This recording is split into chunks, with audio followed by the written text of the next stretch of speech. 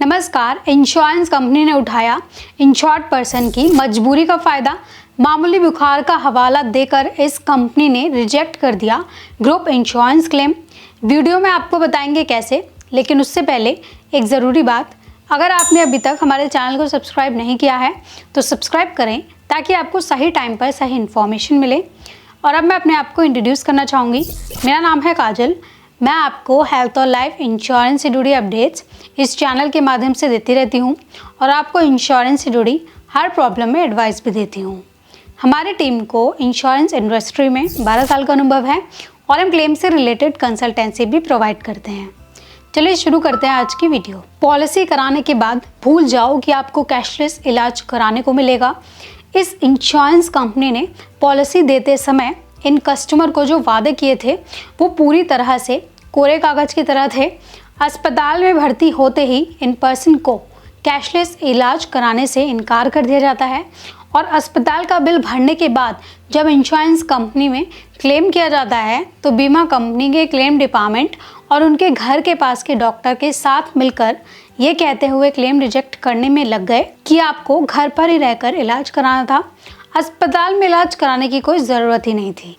Policy holder का आरोप है कि जिन डॉक्टर की डिग्री की जानकारी इंश्योरेंस कंपनी नहीं दे पा रही थी, उन डॉक्टर की रिपोर्ट पर कैसे तय किया जा रहा है कि घर पर रहकर इलाज कराना चाहिए था। कुछ भी रीज़न देकर इंश्योरेंस कंपनी का एक ही मतलब होता है कि किसी भी तरह इन्हें क्लेम ना देना पड़े। शहडोल के रहने वाले राजेंद्र मिश्रा ने बताया कि विद्या भारती के सभी सदस्य की ग्रुप पॉलिसी इस कंपनी से थी। उन्हें 23 नवंबर को बुखार आया था।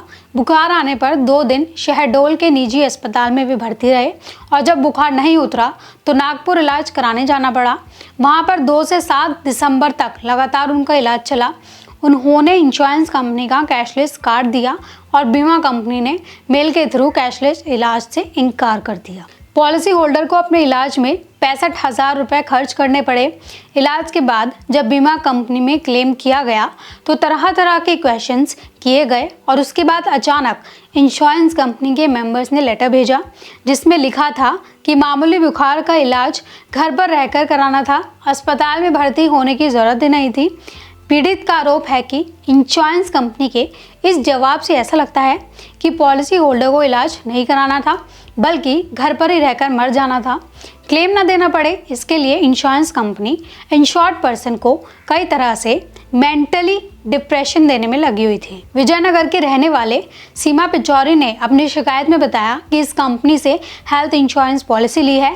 श्रीकांत पिचौरी को बीमार होने पर नियर बाय अस्पताल में भर्ती कराना पड़ा था।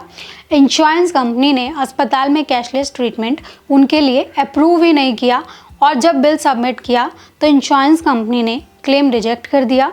क्लेम के लिए टोल फ्री नंबर के साथ ही लोकल ऑफिस में संपर्क किया पर स्टाफ द्वारा किसी भी तरह का उत्तर नहीं दिया गया। पीड़ित का कहना है कि बीमा कंपनी ने क्लेम देने का वादा करके अनेक क्वेरी निकाली थी और उसके बाद बीमा कंपनी मेल का जवाब तक नहीं दे रही थी। बीमा कंपनी की तरफ से फ़ोन आया था कि आप पॉलिसी रिन्यू करा लें, उसके बाद हम जल्द से आपके क्लेम को सेटल करा देंगे।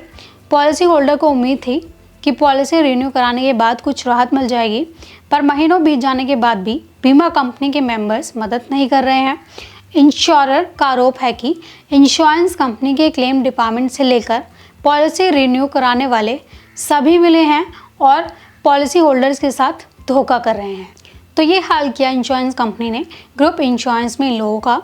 तो आपको इस इंसिडेंट से इसी चीज़ की सलाह दी जाती है कि आप भी कोई ग्रुप इंश्योरेंस पर निर्भर मत रहना।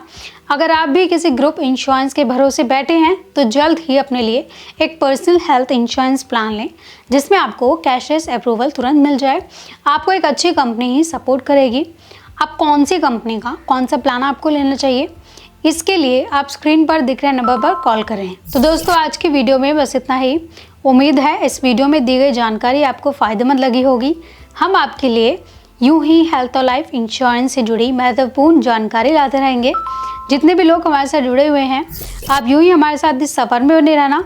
और अगर आप नए हैं हमारे चैनल पर तो प्लीज़ आप हमारा चैनल सब्सक्राइब करना और हमारी फैमिली का हिस्सा बनना।